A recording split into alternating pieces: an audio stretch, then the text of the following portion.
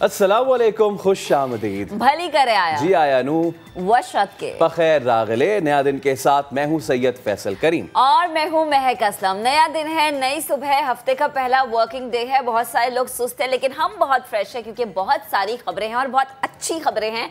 और स्पेशली मेरे शहर यानी कराची वालों के लिए बड़ी अच्छी खबर है। वो ये है कि नई चमचमाती बसें जिसमें होगा एसी, प्यारी प्यारी सी सीट्स होंगी, आज से हमें कराची की सड़कों पर दौड़ती हुई नजर आएंगी। Bilawal Bhutto Zardari peoples bus service का इफ्तिताह करेंगे। तो आखिरकार हमने, कराची वालों ने सुख का सांस ले लिया है क्योंकि इतनी प्यारी प्यारी बसें हमें मिलने वाली हैं। इनमें हम सफर करेंगे। फैसल जरूर कुछ कहने वाले हैं, प्लीज कहें। नहीं, मैं कुछ भी नहीं कहने वाला क्योंकि जब सब अच्छा हो रहा है तो फिर होगा ये कि पाकिस्तान की मईशत को भी अच्छा और बेहतर करना है, आवाम को बचाना है, महंगाई से बड़ी सनतों को सुपर टैक्स देना होगा। अब ये सुपर टैक्स क्या है, कितने फीसद आयद किया गया है, शो में इस पर तफसील से बात करेंगे। जी, कर्ज प्रोग्राम की बहाली के लिए स्टाफ लेवल मुआहदे की जानी बड़ी डेवलपमेंट हमने देखी है। आलमी मालियाती फंड ने मुआहदे की दस्तावेजात आज फराहम करने की यकीन दहानी करवा दी है। सऊदी अरब से भी अच्छी खबर आ गई है। ब्रादर मुल्क के साथ मौखर अदायगियों पर तेल की सहूलत में तोसी के इम्कानात बढ़ गए हैं। यौमिया $10 करोड़ के बजाय $30 करोड़ मालियत का उधार तेल मिलने की अब उम्मीद वाज़ेह हो चुकी है। अच्छा, इसके अलावा कौम के मुस्तकबिल को हमें बचाना है और ऐसे में पोलियो से बचाव की वैक्सीनेशन मुहिम में भरपूर हिस्सा लेना है। आज से ये मुहिम शुरू हो रही है, तो आप भी इस मुहिम का हिस्सा बन सकते हैं इस मुहिम को अप्रिशिएट करके। अच्छा जी, आगे बढ़ते हैं।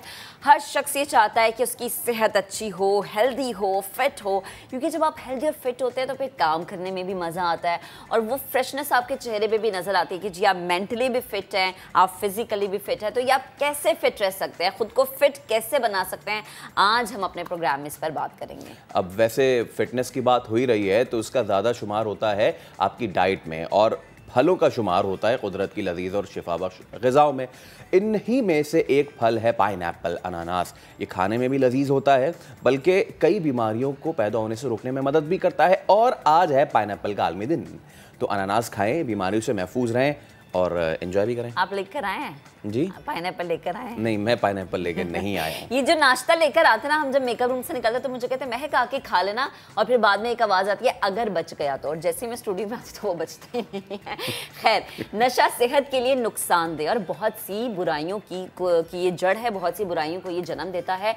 कल यानी संडे को हमने देखा कि दुनिया भर में इंसदाद मुनशियात का दिन मनाया गया। पाकिस्तान को मुनशियात की लानत से पाक करने का अज़्म दोहराया गया। अगर आपके इर्द गिर्द कोई भी ऐसी पर्सनैलिटी है जिसको आप किसी भी तौर पर किसी भी एडिक्शन का शिकार देखते हैं तो प्लीज़ आगे बढ़ें, उनकी मदद करें। डायलॉग से भी ये चीज़ जो है हम हल कर सकते हैं। इसके अलावा पाकिस्तानी एथलीट का एजाज शजर अब्बास ने काज़ाकिस्तान में होने वाले कासनॉफ इंटरनेशनल एथलेटिक्स मीट में कौमी परचम सर बुलंद कर दिया। 100 मीटर रेस में मेडल अपने नाम कर दिया। इसके अलावा कौमी क्रिकेट टीम ने दौरे श्रीलंका की तैयारियां भी कर दी हैं शुरू। बैटिंग और बॉलिंग की मशक़ें भी की गई हैं। ट्रेनिंग कैंप 1 जुलाई तक जारी रहेगा। और इसके अलावा क्या होगा? अच्छा जी, उसके अलावा 6 जुलाई को खिलाड़ी कोलंबो पहुंचेंगे। लेकिन सबसे पहले बात होगी सिंध में होने वाले बल्दियाती इलेक्शन की। बड़ी धूम थी, कल हमने देखा पूरा दिन गहमा गहमी रही टेलीविजन स्क्रीन पर। जहां पर इलेक्शन थे वहां पर भी बल्दियाती इंतखाबात के पहले मरहले के नताइज आने का सिलसिला भी जारी है। उम्मीदवारों की कामयाबी पर उनके हामियों ने खूब जश्न मनाया है। जरा आपको दिखाते हैं।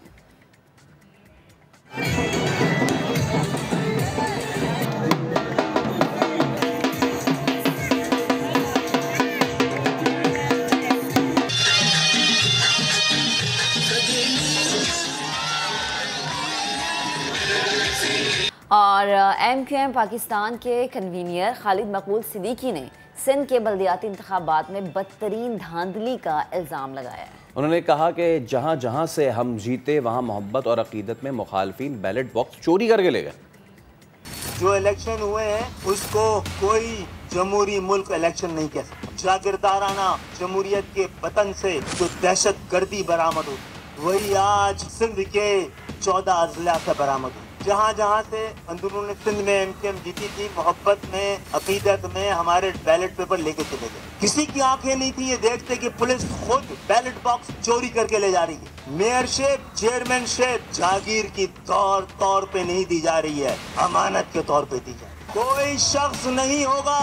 इस दफा इस शहर का मेयर MQM खुद होगी। हमने इस मुल्क में जमहूरियत को बचाने के लिए अपने हिस्से से ज्यादा की कुर्बानी दे दी है। पाकिस्तान के असल हुक्मरान, जागीरदार हुक्मरान, सरमायादार हुक्मरान सुन लें, अब कुर्बानी देने की बारी आपकी।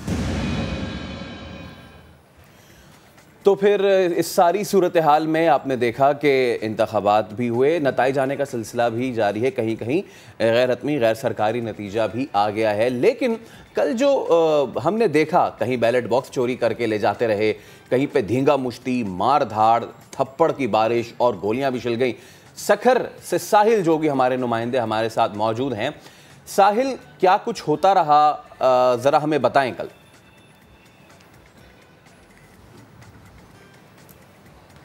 जी फैसल, ऐसा ही है कि सखर में मार धाड़ से पोलिंग का आगाज़ हुआ है। सखर ज़िले भर के मुख्तलिफ पोलिंग स्टेशन पर जो है झगड़े और कशीदगी के जो वाक़यात है वो रूनमा होते रहे। सबसे बड़ा ये जो वाक़यात है वो पनवाकल और रोहड़ी के इलाकों में हमें देखने में नजर आए। और सबसे बड़ा जो वाक़या पेश आया जिसमें रोहड़ी यूसी पहवारी के इलाके में एक शख्स जाँ बहक हुआ, जबकि 20 से ज़ायद जो अफराद वो ज़ख्मी हुए। पनवाकल में JUI का एक उम्मीदवार जो झगड़े में ज़ख्मी हुआ। तो इस तरह के जो मुख्तलिफ इलाकों में वाक़यात पेश आते रहे और पाकिस्तान तहरीक इंसाफ की जानिब से पाकिस्तान पीपल्स पार्टी पर इल्ज़ामात भी लगाए गए। लेकिन सारी सूरत हाल के बाद जब नताइज आना शुरू हुए तो गैर सरकारी और गैर हतमी नताइज के मुताबिक सखर ज़िला भर से पाकिस्तान पीपल्स पार्टी ने कामयाबी हासिल कर ली है। सखर म्यूनसिपल कॉरपोरेशन की हम बात करें तो यहाँ पर टोटल जो है 32 यूसीज़ है, जिसमें जो है 26 यूसीज़ पाकिस्तान पीपल्स पार्टी ने अपने नाम कर लिए। जबकि यहाँ पर अच्छा साइन ये हुआ है कि 3 आज़ाद उम्मीदवार और 2 जो है पाकिस्तान तहरीक इंसाफ के उम्मीदवार जीते हैं। आज़ाद उम्मीदवारों में मीर महर, वज़ीर महर और मोहम्मद अली शेख शामिल है, जो आज़ाद हैसियत से यहाँ पर यूसी जीते हैं। हम बात करें पनवाकल म्यूनसिपल कमेटी की तो वहाँ पर टोटल जो है 16 वार्ड से 16 वार्ड्स में पाकिस्तान पीपल्स पार्टी ने 11 वार्ड अपने नाम कर लिए है। जबकि 5 वार्ड में 2 JUI के अक़लियती बिरादरी से ताल्लुक़ रखने वाले सागर खत्री और पंजाराम जो है वो कामयाब हुए हैं, जबकि 2 GDA के और एक आज़ाद उम्मीदवार कामयाब हुआ है। इस तरह अगर हम बात करें रोहड़ी म्यूनसिपल कमेटी की तो वहाँ पर टोटल 12 वार्ड है, जिसमें जो है एक वार्ड में एक उम्मीदवार के इंतकाल के बायस इलेक्शन ना हो पाई। 11 वार्ड जो है टोटल वो पाकिस्तान पीपल्स पार्टी ने अपने नाम कर लिए हैं। बागड़जी टाउन के 3 टोटल वार्ड है, 3 टोटल वार्ड्स में जो है वो भी पीपल्स पार्टी ने कामयाब हुई है। और हम बात करें कंधरा टाउन की तो वहाँ पर टोटल 6 वार्ड्स है, 6 वार्ड्स में पाकिस्तान पीपल्स पार्टी ने 4 वार्ड अपने नाम कर लिए है, जबकि 2 वार्ड जो है आज़ाद उम्मीदवारों ने जीते हैं। हम बात करें सालेपत टाउन कमेटी की तो टोटल जो है 8 वार्ड है, 8 वार्ड में वहाँ पर ठीक है। साहिल, आप हमारे साथ मौजूद रहिएगा। खैरपुर से भी हमें शफीक शर ज्वाइन कर चुके हैं, उनसे बात करते हैं। शफीक, आप बताएगा यहाँ पर ओवरऑल नताइज क्या है, स्पेशली लोगों का रद्द अमल क्या है? जी बिल्कुल, ये खैरपुर के जो में ओवरऑल नताइज जो हैं वो कुछ इस तरह है कि खैरपुर में टोटल जो है वो 3 म्यूनसिपल कमेटियाँ हैं। Municipal committee Khairpur, municipal committee Kingri Pir जो गोठ और म्यूनसिपल कमेटी गम्बट, और टाउन कमेटियाँ यहाँ पर 20 हैं। 88 जो है वो यूनियन काउंसिल्स हैं। तो उनमें से म्यूनसिपल कमेटी खैरपुर में जो है कि वो 24 वार्ड पर पीपल्स पार्टी जो है को मुकम्मल उन्होंने स्वीप कर दिया है। और जो है कि 3 वार्ड पर जो है कि आज़ाद उम्मीदवार, जिनमें खातून आज़ाद उम्मीदवार हैं, वो भी जो है कि उन्होंने कामयाबी हासिल की है। 2 वार्ड पर जो है कि वो GDA ने कामयाबी हासिल की है, जबकि 1 वार्ड उससे पहले ही पीपल्स पार्टी का उम्मीदवार जो है कि वो बिला मुकाबला कामयाब हो चुका था। हम बात करें म्यूनसिपल कमेटी उसकी गम्बट की तो गम्बट म्यूनसिपल कमेटी में 13 जो है कि वो सीटें हैं, निशस्तें हैं, जिनमें 10 निशस्तों पर पीपल्स पार्टी ने जो है। ठीक है शफीक और साहिल, आपने हमें तफसीलात से आगाह किया सखर से और खैरपुर से। जाहिर सी बात है दोनों पीपल्स पार्टी के गलत तस्वुर किए जाते हैं। खैरपुर जो कि सईद क़ायम अली शाह का स्ट्रॉन्ग होल्ड है, जबकि सखर सबको मालूम है खुर्शीद शाह साहब का जो है वो कला समझा जाता है। तो इस पे हम बात करेंगे। अब हमारे साथ पीपल्स पार्टी से ताल्लुक़ रखने वाले रहनुमा कादिर खान मंदोखेल साहब मौजूद हैं। कादिर साहब अस्सलाम वालेकुम, बहुत शुक्रिया ज़्यादा से गुफ्तगू करने के लिए।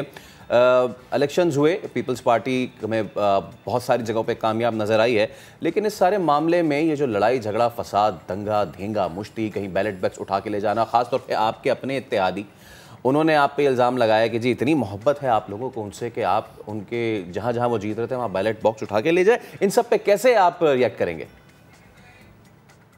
बहुत शुक्रिया। सबसे पहले तो आपकी तरफ से तमाम पाकिस्तान की सिंध की जालों को मुबारक हो। देखिए, बड़ा सिंपल सा सवाल है।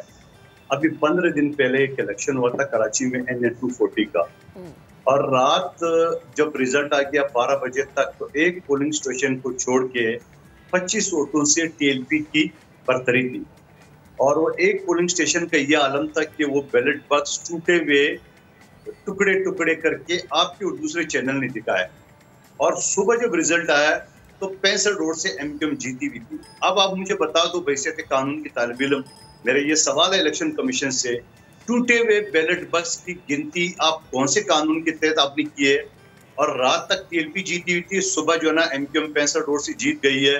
तो ये खालिद मकबूल सिद्दीकी के लिए एक मिसाल है। अगर वो दूसरी सवाल उसने सिंध के बारे में कहा, आप उनसे जरा सवाल करें। मैं आपके जरिए सवालों से कहना चाह रहा हूँ, आप जरा अपनी फहरिस्त देंगे कि आपने सिंध के 14 अजला में कितने लोगों को टिकट दिए, तो आपको वाज़ेह आ जाएगा। इसी तरह PTI से सवाल करें, इसी तरह GDA से सवाल करें कि आप लिस्ट बताओ। 800 से ज्यादा नशिस्तों पे पीपल्स पार्टी बिला मुकाबला ही है। रात को एक चैनल में मैं PTI की खातून थी, कह रहे हमारे लोगों को अगवा किया गया। अच्छा। मैं दोबारा आपके तौर से PTI के दोस्तों से भी सवाल कर रहा हूँ, कौन सा कारकुन को, उम्मीदवार को अगवा किया गया, वो समा TV पे लिया है और मुझे भी बुला ले। नंबर 2, तो एक दरखास्त बता दो किसी पुलिस स्टेशन में सिंध के आपने दिया हो कि फलां कारकुन को। आप इससे ज्यादा बढ़ के और क्या कारकर्दगी हो सकती है कि 800 से ज्यादा नशिस्तें बिला मुकाबला पीपल्स पार्टी जीत चुकी है। इस वक्त 2200 से ज्यादा नशिस्तें पीपल्स पार्टी ले चुकी है। बाकी PTI, नून लीग, GDA किसी के 50 है, किसी की 40 है, किसी के 15 सीटें है। आप इससे अंदाजा लगा ले। और फिर अभी आप थोड़ी देर पहले जो आप गंबट का रिजल्ट दिखा रहे थे, खैरपुर का, आपने कायम अली शाह साहब का जिक्र किया, अदी नफीसा शाह साहब वहाँ पे MNA है हमारी जनरल सीट पे। आपको ये याद नहीं रहा साथ में कि दुनिया का जदीद तरीन गंबट लिवर ट्रांसप्लांट हॉस्पिटल मौजूद है, जहां पिछले हफ्ते में एक अमेरिकन खातून भी आके वहां से इसने इलाज कराया। कादर साहब, हमें इतना ज्यादा याद है कि वो अमेरिकी खातून इधर हमारे शो में हमारे बराबर में बैठ के गई हैं, तो हमें पता है what we want to do and what we have to do. But सवाल मेरा ये है कि देखिए ना, बात ये है कि इलेक्शन से पहले भाई भाई, और जैसे इलेक्शन करीब आते हैं तो उसके बाद होता ही है कि आपने बैलेट बॉक्स उठा लिया, आपने बैलेट बॉक्स चोरी कर लिए, फिर आप दोनों एक दूसरे पे फिर जो है वो इल्ज़ाम तराशी, दुश्मनाम तराशी करते हैं। ये कैसा इत्तेहाद है सर, ये तो बताएं ना। आप जरा पिछला हिस्ट्री उठा के देख लें MQM का, उनका ऐसी रवैया होता है। वो 5 साल 4 साल हुकूमत के मजे लूटते हैं, आखिरी 3 महीने में वो निकल जाती है। फिर अवाम के सामने के देखिए हमारे मुतालबा हल नहीं हुए, इस वजह से हम निकल गए। आप उसको माजी उठा के देख लें, आपको आईने की तरह सारी चीजें सामने आ जाएगी उस पर। और दूसरी बात यह है कि जहां इसने इलेक्शन कमीशन के खिलाफ केस किया था, सिंध हुकूमत ने, पीपल्स पार्टी ने सेलेक्ट कमेटी बनाया जहां तमाम पार्टी के लोग थे, और सिंध हुकूमत ने पुरजोर मुतालबा साथ किया इलेक्शन कमीशन का कि इलेक्शन मुलतवी किया जाए। अब इलेक्शन कमीशन ने मुलतवी नहीं किया है, तो उसमें पीपल्स पार्टी का क्या कसूर? आज सुनने में आ रहा है कि वो सुप्रीम कोर्ट में चैलेंज कर रहे हैं। मैं पैसे थे पीपल्स पार्टी के एक रुकन, मैं उनको दावत देता हूँ, मैं सुप्रीम कोर्ट का वकील भी हूँ, मुझे भी साथ लगा लें। अब देखिए, मैं फरूक नसीम साहब से ज्यादा आर्गुमेंट्स इनके फेवर में या इलेक्शन मुलतवी करने के फेवर में न करूं तो फिर हम इल्जाम कादर साहब कता कलामी की माजरत, लेकिन एक चीज, एक तो अपनी बात मुकम्मल कीजिए, लेकिन एक चीज जो फैसल भी कह रहे हैं और मेरा भी सवाल है कि वो फिर इत्तेहाद कहाँ गया जिस इत्तेहाद की हम बात करें। दूसरा ये कि कुछ इलाकों में तो हमने देखा कि बैलेट बॉक्स गायब हुए, कहीं हमने ये देखा कि पूरा जो पोलिंग का अमला था उसी को ही उठा के लेके चले गए। तो सवाल तो फिर उठेंगे ना। जी मैं बिल्कुल, आपकी बात बिल्कुल सवाल वैलिड है।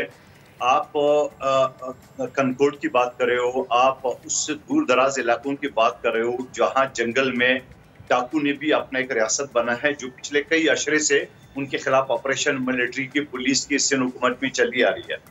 लेकिन आप पिछले 15 दिन पहले जो कराची में इलेक्शन हुआ था, वहां पर आपने सूरत हाल नहीं देखा?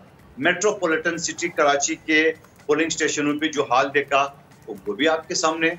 वो कौन जमात थी, किसके पीपल्स पार्टी तो कुछ नहीं थी उसमें। ना कोई झगड़ा, ना कुछ हमारा कोई कारकुन। तो ये गली मोहल्ले का इलेक्शन है, यकीनन 10-10। और दूसरी बात मैं ये बताऊं, पीपल्स पार्टी का मुकाबला तो किसी पार्टी से था ही नहीं। पीपल्स पार्टी का मुकाबला तो पीपल्स पार्टी से था। ये जितने भी लोग थे सारे वहां तो पीपल्स पार्टी के कुछ को टिकट दिए, कुछ नाराज होकर आजाद खड़े हो गए। ये आपके सामने 2200 नशिस्तें और 15 नशिस्तें पीटीआई की। आप मुझे बताओ मीन आसमान है कि नहीं है? 800 से ज्यादा जो है बिला मुकाबला, वो अलग है। सवाल ये है कि जब आप हार रहे हो तो आप इल्जामात की बौछार कर लेते हो। आप कहते हैं मेरे एहतियात। आपने तो एहतियात जब किया था तो आपने तो बयान दिया था कि हमने कोई मुतालबा नहीं किया है। क्या मैं आपको याद नहीं है वो इनका प्रेस कॉन्फ्रेंस एमक्यूएम के दोस्तों का? बिल्कुल बिल्कुल कादिर साहब, याद तो है, लेकिन एक और चीज़ है, अगर जाते थे आप सवाल देते, जिस जगह पर आपने डाकू राज की बात की तो वहाँ पर मैं क्या समझूं, कोई लॉ एंड ऑर्डर नहीं है, किसी गवर्नमेंट को हम वहाँ पे नहीं देख सकते काम करते हुए, गवर्नमेंट वहाँ पर आके हाथ खड़े कर देती है, ऐसा समझूं मैं फिर? बिल्कुल, आपका सवाल मैंने पहले ही मैं एक्सेप्ट कर चुका हूँ कि ये सूरत-ए-हाल थी, मगर मैं जंगल की बात के साथ साथ आपको मेट्रोपॉलिटन सिटी की हाल भी बता दिया साथ में। तो यकीनन इलेक्शन के वक्त पे या रेंजर्स भी होती है, पुलिस भी होती है, मगर पोलिंग स्टेशन के अंदर उनको अलाउ नहीं किया जाता है। पोलिंग स्टेशन के अंदर होता है सिर्फ वोटर होता है। अब वोटर आपस में गुतम गुता हो जाए तो उसमें यकीनन फुटेज वीडियो आप तक आ जाती है उसमें। तो मैं नहीं होना चाहिए, मैं इस चीज को वो नहीं करूँ कि ठीक है, बड़ी अच्छी बात है कादिर साहब, एटलीस्ट एक्सेप्ट करना बड़ा ज़रूरी होता है। अब हमारे साथ मौजूद थे, गुफ्तगू कर रहे थे। बहरहाल इलेक्शन कहीं पर भी हो, किसी भी सूरत हाल में हो, जो सिचुएशन है या जो अगर हम देखें सिक्योरिटी के मामला है, उसको अच्छा करना, स्ट्रॉन्ग करना बड़ा ज़रूरी है। तो अभी एक ब्रेक ले रहे हैं, ब्रेक के उस पर हाजिर होंगे, मजीद बात करेंगे, हमारे साथ रहिए।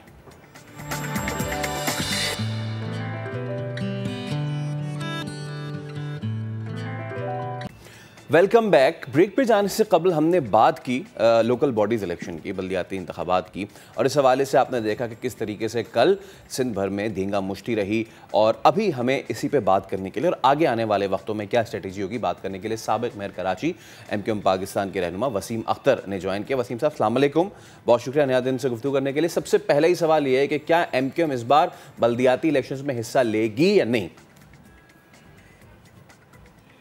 इंशाल्लाह बिल्कुल तैयारी है पूरी, भरपूर हिस्सा लेंगे। हम ले रहे हैं, अंदरूनी सिंध भी ले रहे हैं, जहाँ जहाँ हमारी रिवायती सीटें हैं वहाँ से हम इलेक्शन लड़ रहे हैं, और दूसरे फेज़ में कराची हैदराबाद बिल्कुल हिस्सा लेंगे, भरपूर हिस्सा लेंगे इंशाल्लाह। ठीक। अच्छा वसीम साहब, एमक्यूएम का तमाम हुकूमतों से हमेशा एक ही मुतालबा रहा है कि इलेक्शन से कबल कराची की मरदमशुमारी दोबारा की जाए, लेकिन बल्दियाती इलेक्शंस तो सर पर आ गए और पिछली मरदमशुमारी की बुनियाद पर ही इलेक्शंस होंगे। क्या कहेंगे आप इस बारे में? देखिए, हमने तो कोर्ट गए थे, हमने इलेक्शन कमीशन के पास पटिशन लगाई, कोर्ट में गए, हाई कोर्ट में, कि जो बल्दियाती इलेक्शन जो होने जा रहे हैं इसमें बहुत सारी ऐसी चीज़ें हैं जो उसमें इलेक्शन कमीशन निगलेक्ट कर रहा है। वोटर इलेक्टोरल लिस्ट जो है, वोटर लिस्ट, उसमें कन्फ्यूजन है, डिलिमिटेशन गलत हुई है, उसको ठीक करने की ज़रूरत है, और उसके बाद सेंसस। तो ये सारी चीज़ें हैं, मगर हाई कोर्ट ने हमारी इस प्ली को रिजेक्ट किया है। हम सुप्रीम कोर्ट जा रहे हैं। अब हमने इलेक्शन कमीशन से फिर से रिक्वेस्ट किए थ्रू आवर प्रेस कॉन्फ्रेंस। हमारी पूरी कोशिश है कि ये डिलिमिटेशन जो गलत तरीके से हुई हुई है इसको सही किया जाए और फिर इलेक्शन कंडक्ट किया जाए। आपने देख लिया अंदरूनी सिंध जो 14 अजला में इलेक्शन हुए उनका हाल क्या हुआ है। अच्छा ये बताइए वसीम साहब, कराची की सियासत में एमक्यूएम का हमेशा अहम किरदार रहा है, लेकिन प्रॉब्लम ये कि कराची के अवाम को तरक्की नहीं मिल सकी है। पानी नहीं है, बिजली नहीं है, ढंग का ट्रांसपोर्ट का निज़ाम नहीं है। कुछ दिन पहले रिपोर्ट भी आई थी द इकोनॉमिस्ट की, जिसमें कराची को दुनिया के बदतरीन रहने वाले 5 शहरों में जगह दी गई है। क्या कसूर है सर कराची का? देखें, कराची वालों का कसूर ये है कि कराची की जो नुमाइंदगी है उसको उस तरह से इख्तियारात नहीं दिए जाते कि वो कराची के इश्यूज़ रिज़ॉल्व कर सके। और वो कैसे हो सकता है? जब तक बल्दियाती निज़ाम मजबूत नहीं होगा, आर्टिकल 140A इम्प्लीमेंट नहीं होगा, सुप्रीम कोर्ट के ऑर्डर्स जो हुए हैं वो इम्प्लीमेंट नहीं होंगे, कराची के मसाइल हल नहीं हो सकते। जब तक ये सारे महकमे एक अम्ब्रेला के नीचे नहीं आएंगे, सारे इख्तियारात काउंसिल के पास नहीं होंगे, फाइनेंशियल एंड एडमिनिस्ट्रेटिव, तब तक ये कराची के मसाइल जूं के तू रहेंगे और हल नहीं हो सकते। सही। अच्छा वसीम साहब, देख रहे हैं हम कि सिचुएशन कुछ ऐसी है कि डू एंड डाई वाली है। पीपल्स पार्टी ने अगर आपसे किए गए मुआहदे पर अमल नहीं किया तो नेक्स्ट आप लोगों का स्टेप क्या होगा? देखें, कराची वालों का कसूर ये है कि कराची की जो नुमाइंदगी है उसको उस तरह से इख्तियारात नहीं दिए जाते कि वो कराची के इश्यूज़ रिज़ॉल्व कर सके। और वो कैसे हो सकता है? जब तक बल्दियाती निज़ाम मजबूत नहीं होगा, आर्टिकल 140A इम्प्लीमेंट नहीं होगा, सुप्रीम कोर्ट के ऑर्डर्स जो हुए हैं वो इम्प्लीमेंट नहीं होंगे, कराची के मसाइल हल नहीं हो सकते। जब तक ये सारे महकमे एक अम्ब्रेला के नीचे नहीं आएंगे, सारे इख्तियारात काउंसिल के पास नहीं होंगे, फाइनेंशियल एंड एडमिनिस्ट्रेटिव, तब तक ये कराची के मसाइल जूं के तू रहेंगे और हल नहीं हो सकते। चलिए, बहुत शुक्रिया। साबिक मेयर वसीम अख्तर जो है वो अपने हमें आरा से आगाह कर रहे थे और कह रहे थे कि जब तक एक अम्ब्रेला के अंडर तमाम तर महकमे नहीं आएंगे तब तक काम नहीं बनेगा। एक और ऐसा महकमा है जहाँ पे कराची वालों की दुहाई शायद सुनी नहीं जा रही है, वो है के इलेक्ट्रिक।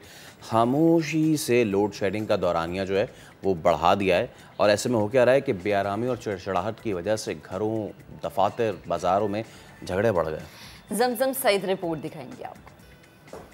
कराची में हवा की नमी बढ़ने की वजह से हालिया गर्मी की लहर नाकाबिले बर्दाश्त हो गई है और इसी दौरान के इलेक्ट्रिक ने दिन के साथ रातों में भी लोड शेडिंग शुरू कर दी है। दिन भर के थके हारे शहरी घर पहुंचते हैं तो रात भर बिजली की लोड शेडिंग उन्हें एक लम्हे के लिए भी चैन नहीं लेने देती। रात को जाती है 2 बजे जाती है, अब सुबह को 4 बजे जाती है, फिर अज़ान के टाइम पर आती, सारी रात बिजली नहीं है। घर के सामने फुटपाथ पे सोते हैं, सारा रात हम उधर ही गुजारते हैं। हद तो ये है कि के इलेक्ट्रिक बड़ी दीदा दिलेरी से रात में लोड शेडिंग का शेड्यूल सार्फिन को भेज रही है। रात भर जागने वाले शहरियों को दिन में भी नींद का कोई मौका नहीं मिलता। ये आता है, थोड़ा सा आता है, वापस जाता है, आता है जाता है, आता है जाता है, क्या बात है। जब से रातों की लोड शेडिंग शुरू हुई है, शहरी नफ्सियाती मसाइल का शिकार हो गए हैं। घरों, दफातर और बाजारों में झगड़े बढ़ रहे हैं। हमारा जिस्म, हमारा दिमाग को सबसे अहम जो जुज़ है वो नींद है। अगर हम 3 दिन लगातार नहीं सो सके सही तो हमारा बेड़ा गर्क हो सकता है। हमारा काम करने की क्वालिटी, हमारा मूड, हमारा लोगों से बात करने का तरीका, हमारे पास जितने भी पेशेंट्स आ रहे हैं उनमें सबसे बड़ा प्रॉब्लम ये आ गया है कि हमें गुस्सा बहुत आ रहा है, हमें चिड़चिड़ापन आ रहा है और हम छोटी छोटी नॉर्मल बातों को भी बुरी तरह रिएक्ट कर रहे हैं। के इलेक्ट्रिक ने तस्लीम किया है कि ईंधन की कमी की वजह से लोड शेडिंग का दौरानिया बढ़ाया गया है, मगर साथ ही ये दावा भी कर दिया कि शहर में कहीं भी 14 घंटे की लोड शेडिंग नहीं हो रही। मार्केटें जल्द बंद होने से लोड शेडिंग में कमी तो नहीं आई, अलबत्ता इजाफा जरूर हुआ है और इतना इजाफा कि लोग घर से बाहर बैठकर गुजारा करने पर मजबूर हैं। कैमरामैन शाहिद बलोच के साथ जमजम सईद, समा, कराची। चलें जी, अब जरा आगे बढ़ते लाहौर का रुख करते, जहाँ एक अजीबो गरीब सा वाक़या जो है, बल्कि वाक़यात जो हैं सर उठाने लगे हैं। लाहौर में नामालूम अफराद की डेड बॉडीज़ मिलने के जो वाक़यात हैं रोज़ ब रोज़ बढ़ने लगे हैं। दूसरे शहरों से अगवा या कत्ल करके जो डेड बॉडीज़ हैं उन्हें लाहौर में फेंक दिया जाता है। रवा साल अब तक 312 नामालूम अफराद की लाशें मिली हैं। पहले इस पर फ़ाहद भट्टी की रिपोर्ट देखते हैं, फिर इस पर फ़ाहद से बात भी करते हैं। ईदी फाउंडेशन के मुताबिक रवा बरस 312 नामालूम अफराद की लाशें मिली। जनवरी में 33, फरवरी में 41 और मार्च में 36 मैयतों की तदफीन की गई। अप्रैल में ये तादाद बढ़कर 42 हो गई, जबकि मई में 62 की खतरनाक हद को पहुंच गई। जून के 25 दिनों में 52 मैयतें दफन की गईं।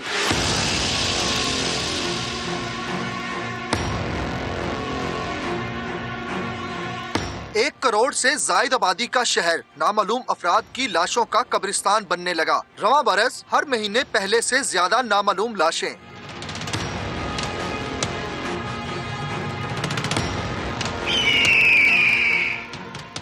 शहर में महाना औसतन 50 से जायद लावारिस लाशें मिलती हैं, जिनमें दूसरे शहरों से शहरियों को अगवा या कत्ल करके लाशें लाहौर में जाया करने की वारदातें भी सामने आई हैं। कसूर, शेखुपुरा, ननकाना, इनकी जो इंसिडेंट्स हैं उनकी डेड बॉडीज़ हमारी तरफ आती हैं तो वाटर कोर्सेज के थ्रू भी आ जाती हैं। बाज़ दफ़ा किसी ने शेखुपुरा से किसी को अगवा किया और मर्डर इधर किया तो वो हम यहाँ से आइडेंटिफाई नहीं होती। शहर के 3 सरकारी मुर्दा खानों में लावारिस लाशों के भर जाने से जगह कम पड़ने लगी है। ईदी फाउंडेशन है वो पुलिस की मदीयत में डेड हाउस में जमा करवाता है जाके। कभी कभी ये होता है कि डेली की 12-12, 13-13 डेड बॉडीज भी ईदी जो रजाकार हैं वो जाके पुलिस के साथ दफनाते हैं। शहर में जदीद कैमरे, गश्त करती गाड़ियां, डॉल्फिन की मौजूदगी में लावारिस लाशों का बढ़ना बहुत बड़ा सवाल है। बागों के शहर को शातिर कातलों की कार्रवाइयों और लाशों की डंपिंग साइट बनने से बचाने के लिए लाहौर पुलिस को देगर इजला की पुलिस के साथ मिलकर जराइम पेशा अफराद के खिलाफ कार्रवाई करने के लिए मुश्तरका लाहे अमल बनाना होगा। कैमरामैन साद नवीद के साथ फहद भट्टी, समा, लाहौर। फहद भट्टी की रिपोर्ट आपने देखी और फहद ही इस वक्त हमारे साथ मौजूद हैं। फहद, अस्सलाम वालेकुम। ये क्या वजह है लाहौर जैसा बड़ा शहर, लाहौर जैसा तरक्की करता शहर, डेड बॉडीज़ का डंपिंग ग्राउंड बनाया जा रहा है? जी बिल्कुल, इसमें देखें लाहौर पुलिस इसके बारे में कार्रवाई तो कर रही है और बाकायदा तौर पर इसमें अदाद शुमार भी जाहिर किए जा रहे हैं, मगर जो लाहौर के साथ के शहर हैं जैसे कसूर है और शेखुपुरा है, इसके करीब नारोवाल है, जो मज़ाफ़ाती इलाके हैं, यहाँ से इंकशाफ हुआ है कि शहरियों को कत्ल करके या फिर उनको अगवा करके लाहौर में लाकर उनकी लाश को ज़ाया करने की कोशिश की जाती है। यूँ लगता है कि जैसे लाहौर को डंपिंग साइट बनाया जा रहा है। इसमें दो चीज़ें हैं कि लाहौर के 3 सरकारी मुर्दाखाने हैं और इन 3 सरकारी मुर्दाखानों में मुख्तलिफ जो कैपेसिटी वाले मुर्दाखाने हैं, उसमें सबसे ज़्यादा म्यो हॉस्पिटल है, वहाँ पर ज़्यादा डेड बॉडीज़ रखी जाती हैं। उसके अलावा जना और जनरल हस्पताल है। यहाँ पर जब तादाद ज़्यादा हो जाती है डेड बॉडीज़ की तो फिर डेड हाउस इंतज़ामिया को भी मुश्किल पेश आती है। और ईदी ज़राए से ये पता लगा है कि अभी तक साल में 312 डेड बॉडीज़ मिल चुकी हैं अननोन, जो लावारिस हैं, जिनको हम लावारिस कह सकते हैं, या फिर नामालूम अफराद की लाशें हैं। इनमें से 50% ऐसे हैं जिनको जो है वो या तो मर्डर करके फेंक दिया गया या फिर उनकी टॉर्चर ज़दा लाश जो है, तशद्दुद ज़दा लाश शहर के किसी भी मुकाम से जो है वो मिली है।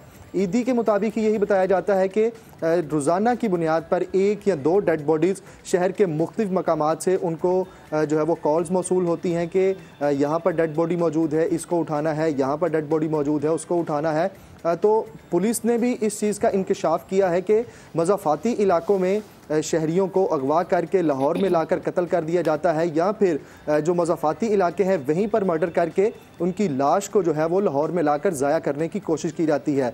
लाहौर पुलिस इसमें देगर इस्लाह की पुलिस के साथ मिलकर शातिर कातलों के खिलाफ जो है वो कार्रवाई करने की कोशिश तो कर रही है, मगर अभी कोई सूदमंद फ़ायदा जो है वो होता हुआ नज़र नहीं आ रहा।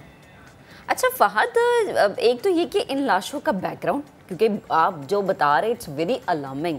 अच्छा, दूसरी चीज़ ये कि ये शहर के अंदर दाखिल कैसे हो जाते हैं लेके, बिकॉज लाहौर में तो जो सेफ सिटी प्रोजेक्ट है बड़ा स्ट्रॉन्ग है, कैमरास का निज़ाम बड़ा स्ट्रॉन्ग है लाहौर में।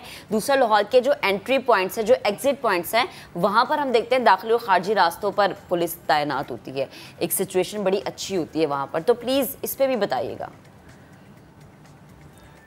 देखें, लाहौर के जितने भी एंट्री और एग्ज़िट पॉइंट हैं, दाखिली और ख़ारजी रास्ते हैं, वहाँ पर पहले ये होता था कि बाकायदा तौर पे नाके लगाए जाते थे, पुलिस तैनात होती थी, मगर अब उस तरीके से बाकायदा तौर पर चेकिंग नहीं होती। सेफ सिटी के कैमरे तो मौजूद हैं, मगर अगर किसी शख्स को गाड़ी में डालकर लेकर आ रहे हैं तो सेफ सिटी का कैमरा उसको फोकस नहीं कर सकेगा या उसको पकड़ नहीं सकेगा। लाहौर पुलिस के एहलकार तैनात ज़रूर होते हैं, मगर उस तरीके से उनकी नफरी इतनी ज़्यादा अब बढ़ाई नहीं गई, बल्कि पिछले ही दिनों ये जो नाके लगाकर पुलिस एहलकार शहर के दाखिली और खारजी रास्तों पर खड़े होते हैं, वो नाके भी ख़त्म करने की तजावीज़ भी पुलिस को दी गई थी और ज़्यादातर नाके जो हैं इसी तरह शहर के दाखिली खारजी रास्तों पर ख़त्म कर दिए गए हैं। और इनमें एक और चीज़ है कि शहर के जो दाखिली और खारजी रास्ते हैं वहाँ पर जो वीरान जगह या ड्रेन मौजूद हैं, गंदे नाले मौजूद हैं, खेत मौजूद हैं, वहाँ पर ये डेड बॉडीज़ की तादाद जो है वो ज़्यादा है कि वहाँ पर डेड बॉडीज़ ज़्यादा मिली हैं। तो शहर के मज़ाफ़ाती इलाके जो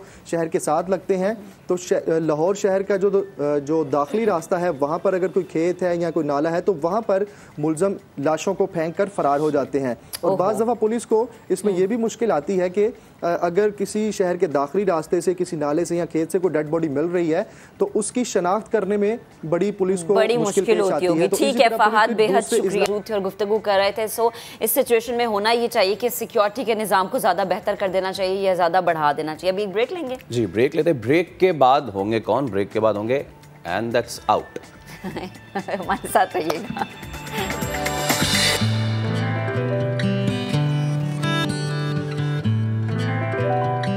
वेलकम बैक। अब आपको बताएं कि आईसीसी के साबिक एम्पायर असद रऊफ ने लुंडा बाजार में दुकान खोल ली है, जहां वो पुराने कपड़े और सेकंड हैंड चीज़ें बेचने का कारोबार कर रहे हैं।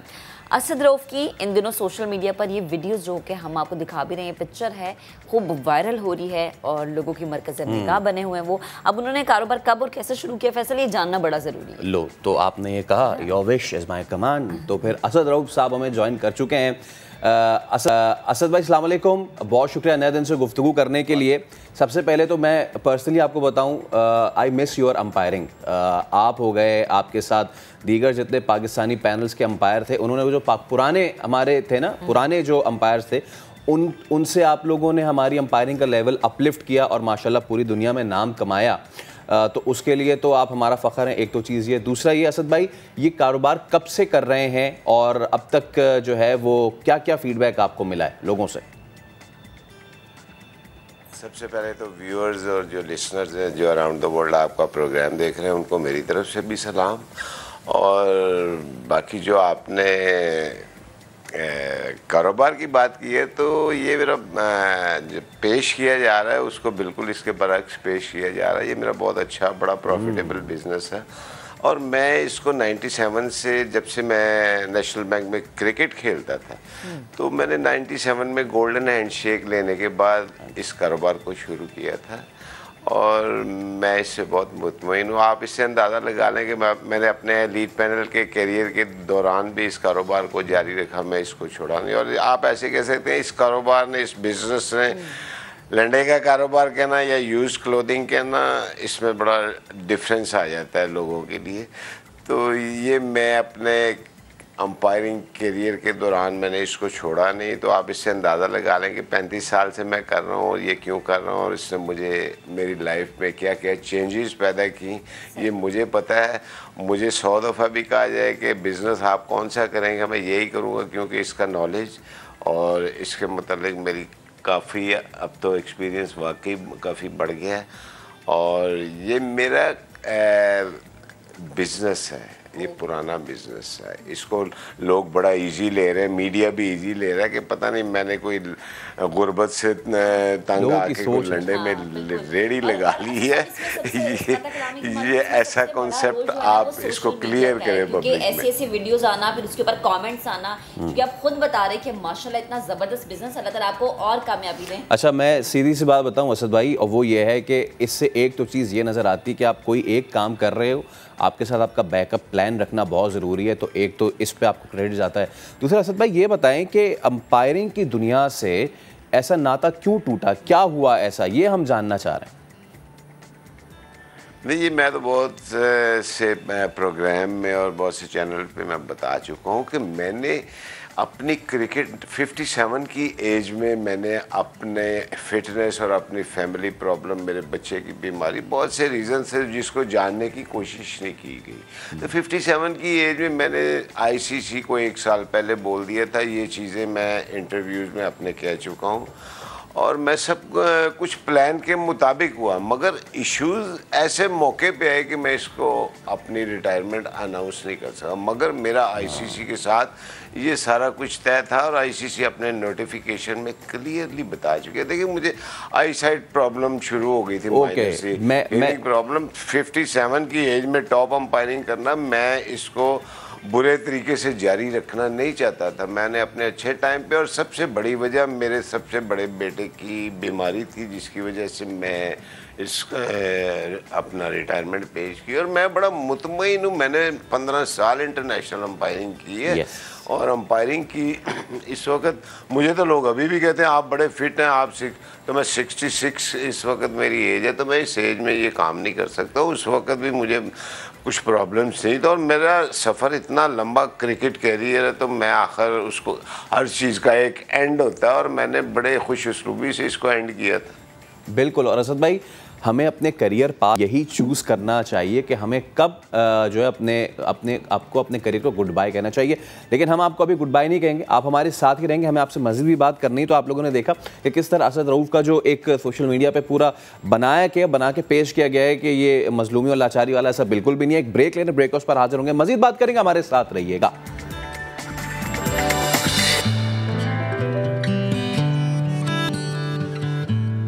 वेलकम बैक जी। साबिक एम्पायर असद रऊफ हमें ज्वाइन किए हुए हैं और उनके कारोबार, जो एक बिजनेस जिसके बारे में सोशल मीडिया पे बहुत अजीब सी बातें हो रही थी, उस बारे में हम उनसे बात करें। अच्छा असद साहब, मैं चाहूँगी कि नेक्स्ट अब आप अपने बिजनेस को किस तरफ ले जाना चाह रहे हैं ये, और स्पेशली लास्ट में उन लोगों को भी मैसेज एक दफ़ा दोबारा दीजिएगा जो कि बड़ी अजीब सी बातें कर रहे हैं, स्पेशली आपके इस बिजनेस को लेके।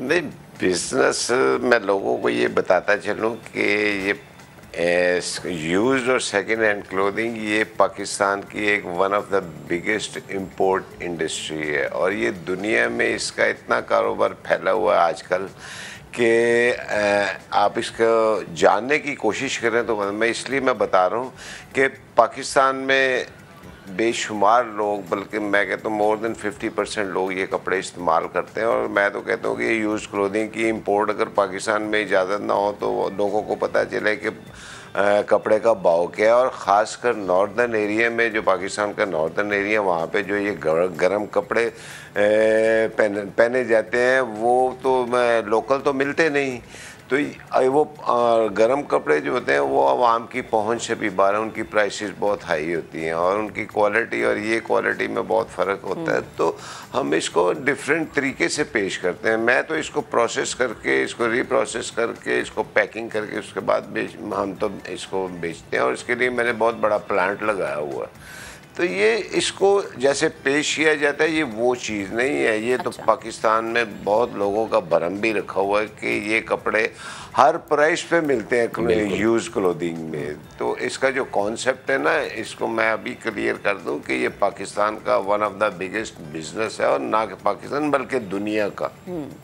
सही, ठीक। असद साहब, बेहद शुक्रिया वक्त देने के लिए, गुफ्तगू किए, और अब उन सब लोगों को जवाब मिल गया होगा जो ये वीडियोज़ और स्पेशली पिक्चर्स देख के कमेंट अजीबो गरीब से कर रहे थे। अच्छा जी, अब ज़रा आगे बढ़ते हैं। हुकूमत पाकिस्तान ने मुआशी खुद किफ़ालत और ख़ुद इन्हसारी के हुसूल और दरपेश चैलेंजेस पर काबू पाने के लिए, गुर्बत और महंगाई में कमी करने के लिए बड़ी सनतों पर 10% सुपर टैक्स आयद करने का ऐलान किया है। आम आदमी को टैक्स से बचाने के लिए cement, steel, sugar industry, oil and gas, LNG, terminal, fertilisers, banking, textile, automobile, chemical और सिगरेट इंडस्ट्री पर सुपर टैक्स आयद कर दिया गया है। अब इंडस्ट्रीज जो है जिनके मैंने नाम लिए सुपर टैक्स अदा करेंगी। तमाम कारोबारी तबकों ने इस सुपर टैक्स को मुस्तरद कर दिया है। अच्छा जी, इन सब पर बात करने के लिए हमें ज्वाइन किया है मारूफ कारोबारी शख्सियत आरिफ हबीब साहब ने। उनसे जानेंगे हम आरिफ साहब, बेहद शुक्रिया वक्त देने के लिए। सबसे पहले तो जो कि अवाम के इंटरेस्ट का सवाल और स्पेशली हमारी जानकारी के लिए, ये सुपर टैक्स बेसिकली है क्या?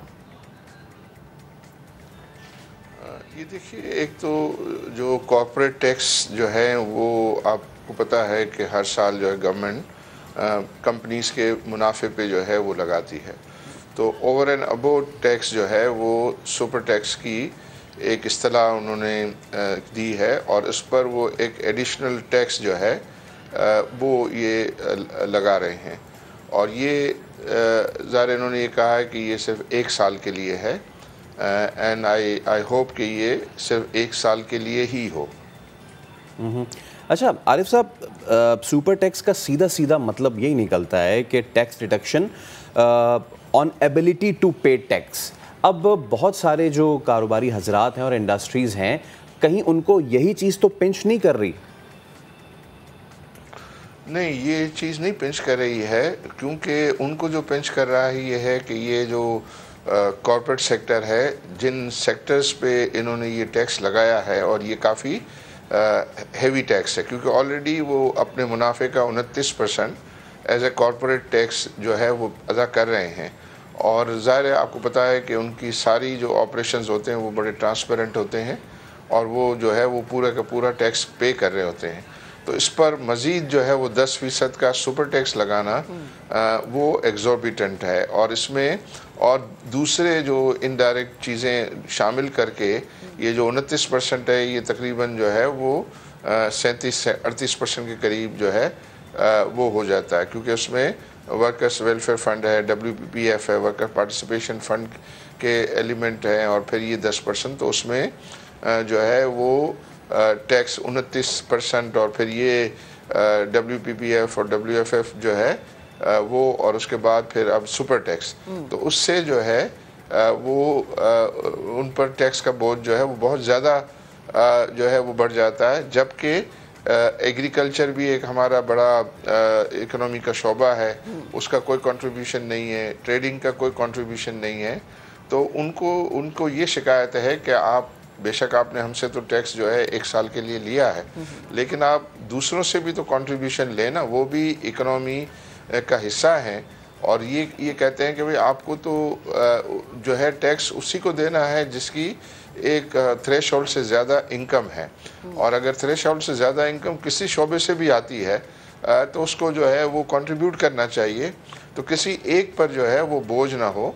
और फिर ये जो कंपनीज़ हैं जो हम ये चाहते हैं कि ज़्यादा से ज़्यादा मुल्क में इन्वेस्टमेंट जो है वो अट्रैक्ट हो, तो इनके ऊपर इतना अगर बोझ जो है वो आप ला देंगे तो फिर ये है कि बाहर से भी इन्वेस्टमेंट नहीं आएगी, क्योंकि हम टैक्स इनएफिशिएंट कंट्री में फिर गिने जाएंगे, क्योंकि दूसरी जगहों पे टैक्स रेट कंपनियों पे कम है। तो लोग उसका जब मवाजना करेंगे कि अगर पाकिस्तान में टैक्स रेट ये बनते हैं, फिर इंडिया में ये बनते हैं, बांग्लादेश में ये बनते हैं और कंट्रीज़ में, और वहाँ बहुत कम हो और हम बहुत ज़्यादा हों, तो फिर उनके लिए पाकिस्तान में सरमायाकारी करने का कोई जवाज़ नहीं रहता। सही।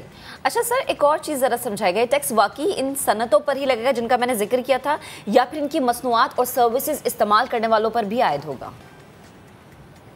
नहीं, ये उनके मुनाफे पर है। जिन सेक्टर्स का आपने नाम लिया है उनके मुनाफे पे है, और ये 10% उनके मुनाफे पे जो 300 मिलियन से ज़्यादा के जो है जिनके मुनाफा है उनके ऊपर ये टैक्स लगेगा। और जो इससे कम है उसका उन्होंने अलग से एक स्लैब दिया है कि जिसमें 15 करोड़ होगा तो 1%, 20 होगा तो 2%, 25 होगा तो 3%, और 30 करोड़ तक होगा तो जो है वो 4%, और 30 करोड़ से ज़्यादा होगा तो इन इंडस्ट्री पे तो फिर जो है वो 10% उनको चार्ज होगा। लेकिन वो उनके जो मुनाफा होगा बिफोर टैक्स मुनाफे पे ये कैलकुलेट होगा, तो इस पे उस कंपनी के ऊपर जो है वो ये टैक्स होगा, ना कि सारिफीन पे। लेकिन डेफिनेटली जो अगर कोई इन्वेस्टर है और उसका जो आस्किंग रेट ऑफ रिटर्न है उसके लिए फिर वो मुमकिन है कि वो कोशिश करे कि थोड़ा बहुत जो है वो पास ऑन करे to the consumers as well, but depending upon the market conditions. अच्छा आरिफ साहब, साल 2021 का जो कंपनीज, जितनी बड़ी कंपनीज हैं, टोटल रिपोर्टेड जो टर्नओवर रहा है वो रहा है उनका 20.1 ट्रिलियन। टोटल टैक्सेबल इनकम जो शो हुई है दैट्स 1.7 ट्रिलियन, दैट्स 4% जो कि इसका बनता है। तो हुकूमत को ये 4% भी कम लग रहा है, इसीलिए सुपर टैक्स आयद किया जा रहा है। ये जो 4% भी सुपर टैक्स ही है, लेकिन उन कुछ इंडस्ट्री पे जैसे मैंने बताया कि 300 मिलियन से ज़्यादा के जो प्रॉफिट करते हैं उन पर उन्होंने 10% जो है वो लगाने का फैसला किया है, जो बहुत ज़्यादा एग्जॉर्बिटेंट है। जिस तरह मैंने पहले भी कहा कि अगर ये दूसरे सेक्टर्स में भी ये अटेम्प्ट करते तो शायद ये इतना हाई रेट जो है उनको इस पर ना लगाना पड़ता। और आरिफ साहब एक चीज़ और देखिए, सुपर टैक्स के जो निफाज के ऐलान के साथ ही आपने देखा था कि स्टॉक मार्केट क्रैश कर गई थी। जब सेंटिमेंट्स ही इतने नेगेटिव हैं कि स्टॉक मार्केट क्रैश कर गई है, तो इसके निफाज के बाद जो हमने जो मुजव्वज़ा हमारा 5% ग्रोथ जो हमने इस बार प्रपोज किया हुआ है, क्या वो हम हासिल कर पाएंगे? जो CPI इन्फ्लेशन हमने कहा हुआ कि जी 11.5 पे रोक देंगे, वो रुक पाएगी इससे? देखिए, मैं पहले इस बात की वजाहत कर दूं कि अगर ये 1 साल के लिए है तो उसका कंट्रीब्यूशन जो है, चूँकि इस वक्त पाकिस्तान को IMF के लिए क्वालिफाई करने के लिए इन टैक्सेस की ज़रूरत है, इन एडिशनल वसाइल की ज़रूरत है, क्योंकि ये उनकी कंडीशनलिटी है। और IMF प्रोग्राम पाकिस्तान के लिए अपने जो एक्सटर्नल अकाउंट पे जो कमिटमेंट्स हैं उनको ऑनर करने के लिए IMF प्रोग्राम बहुत ज़्यादा क्रिटिकल है। तो उसको हासिल करने के लिए ये कंट्रीब्यूशन जो है वो लिया जा रहा है। तो आई थिंक वो कंट्रीब्यूशन, आई होप कि फिर हमारे डेफिसिट्स वगैरह को कम करने के लिए पूरी तरीके से इस्तेमाल होगा। ये ना हो कि डेफिसिट भी, ये एडिशनल टैक्स भी लग जाए और डेफिसिट भी कम ना हो और डेफिसिट जो है उसमें ओवररन हो जाए, तो वो फिर ये है कि बहुत ज़्यादा डिसअपॉइंटिंग और मायूसकुन होगा लोगों के लिए। लेकिन इसमें गवर्नमेंट को ये कोशिश करनी चाहिए कि अपना टैक्स नेट को ब्रॉडन करे, टैक्स नेट को ब्रॉडन करे। जहाँ जहाँ भी इनकम है, इरिस्पेक्टिव वो कहाँ से आ रही है, जहाँ जहाँ एक थ्रेशोल्ड से ज़्यादा इनकम है उसको टैक्स होना चाहिए इक्विटेबली। ये ना हो कि किसी पे तो बहुत ज़्यादा है, किसी पे कुछ भी नहीं है, किसी पे बहुत कम है, किसी पे है बट उनसे जो है वसूल नहीं किया जाता, तो उसमें डिस्टोर्शन होती है और फिर इन्वेस्टर्स जो है उस इकोनॉमी में शाई हो जाते हैं। और अगर इन्वेस्टमेंट हम अट्रैक्ट नहीं कर सकते, देखिए एक तो लोकल इन्वेस्टर्स हैं, लोकल इन्वेस्टर्स भी जो है वो नाला हैं, लेकिन अगर ऐसे हालात होंगे तो फिर फॉरेन इन्वेस्टमेंट भी, जो पाकिस्तान की बहुत ज़्यादा शदीद ज़रूरत है, वो भी हमारे मुल्क में आने से जो है वो कतराएंगे। तो हमें बहुत ही बैलेंस्ड जो है वो अप्रोच रखने की ज़रूरत है कि जिसकी वजह से हमारे मुल्क में ज़्यादा से ज़्यादा सरमायाकारी हो, और सरमायाकारी होगी तो रोज़गार के मौके पैदा होंगे लोगों के लिए, फिर गवर्नमेंट के लिए टैक्सेस जो है वो ज़्यादा मिल सकेंगे, ज़्यादा टर्नओवर होगा। और जो आपने ये कहा कि जो लिस्टेड कंपनीज़ हैं इनका ये मुनाफा है, तो ज़ाहिर है ये इस पर आप कैलकुलेट कर लीजिए कि जो जिस कैटेगरी में वो आते हैं, जिसमें 1%, 2%, 3%, 4% और 10% का जो है वो टैक्स रेट सुपर टैक्स का बनता है, वो इनको एडिशनल वसाइल हैं। वो एडिशनल वसाइल जो है जुडिशियसली सही तरीके से उसको जो है वो इस्तेमाल करें अपने जो है वो डेफिसिट को कम करने के लिए। और ये जब उन्होंने फैसला किया है कि हम सारे ऑयल प्राइसेस को हम उसमें नुकसान नहीं लेंगे, पास ऑन करेंगे, आई थिंक ये फैसला ठीक है। इलेक्ट्रिसिटी के लिए भी जो है जो भी कॉस्ट है, और पर्टिकुलरली उसमें सब्सिडीज़ ना दें, उसमें जो भी कॉस्ट आती है वो कंज्यूमर से लें। इसमें क्रॉस सब्सिडी का एलिमेंट से भी एक डिस्टॉर्शन पैदा होता है और वो ना करें। इसी तरह जो है दूसरे गैस, तो उससे गवर्नमेंट की अपनी लिक्विडिटी भी जो है वो बेहतर होगी, और फिर ये है कि जो है ये हमारे ऊपर जो है कर्जों का बोझ भी कम होगा। अच्छा आरिफ साहब, आपने टैक्स पैरिटी की बात की और मैं चाहूँगा कि इस पर ज़रा तफसील से भी थोड़ी सी हम बात करें, क्योंकि मसावात के हिसाब से अगर हम टैक्स की बात करें तो वो हमारे मुल्क में नहीं होता। सुपर टैक्स लगाना क्या इतना ही ज़रूरी था? क्योंकि पैसा इकट्ठे करने के और भी तो ज़राए ना आरिफ साहब, जैसे कि बजट से टैक्स रिलीफ जो है उसको मिन्हा करना या गैर कानूनी खर्चा कम करना, ज़राई टैक्स, होल सेलर्स, ताजरों को टैक्स नेट में लाना, क्या ये सारा काम मुश्किल है जो हम सुपर टैक्स की तरफ गए? आई थिंक ज़रूरत उसी बात की है जिसकी तरफ आपने सारी निशानदेही की, और बहुत सही आपने निशानदेही की। आई थिंक हमारे जो पॉलिटिशियंस हैं वो अपनी पॉलिटिकल मफाद के लिए जो है का ज़्यादा नज़र में रखते हैं, और उन प्रेशर्स को वो जो है विदस्टैंड नहीं कर सकते। तो लिहाजा जो है वो उस सेक्टर पे जो है वो ज़्यादा इक्तफ़ा करते हैं कि जिन सेक्टर पे वो समझते हैं कि हम जो है वो ज़्यादा आसानी से हमें पैसे मिल जाएंगे, और जो डिफ़िकल्ट फ़ैसले हैं वो पॉलिटिकली जिसको समझते हैं वो, और अपने उसमें कि भाई हमारा वोट बैंक है लिहाजा हम उनको जो है वो टच ना करें। तो उससे ज़ाहिर है फिर डिस्पैरिटी होती है, फिर ये कि मीडियम टर्म में, शॉर्ट टर्म में इकोनॉमी को जो है वो नुकसान होता है, और फिर हम हमेशा स्ट्रगल करते रहते हैं। आप ये देखिए पाकिस्तान क्यों स्ट्रगल कर रहा है, जिन ममालिक ने इन चीज़ों में जो है फेयरनेस रखी है, तो वो जो है उन्होंने ज़्यादा तेज़ी से तरक्की की है। और ये पाकिस्तान में यही इशू और प्रॉब्लम रहा है कि जिसकी वजह से ये इक्विटेबल फेयर टैक्स निज़ाम जो है वो ये नहीं पुट इन प्लेस कर सकें। सही। अच्छा सर, सुपर टैक्स उस वक्त लगाया जाता है, ये उस सूरत हाल में लगाया जाता है जब हम देखें कि मुआशरी इमरजेंसी जैसी सूरत हाल पैदा होगी, तो इस वक्त हमारी मईशत को आप कितना कमज़ोर देखते हैं जो इस टैक्स की हमें ज़रूरत पड़ी?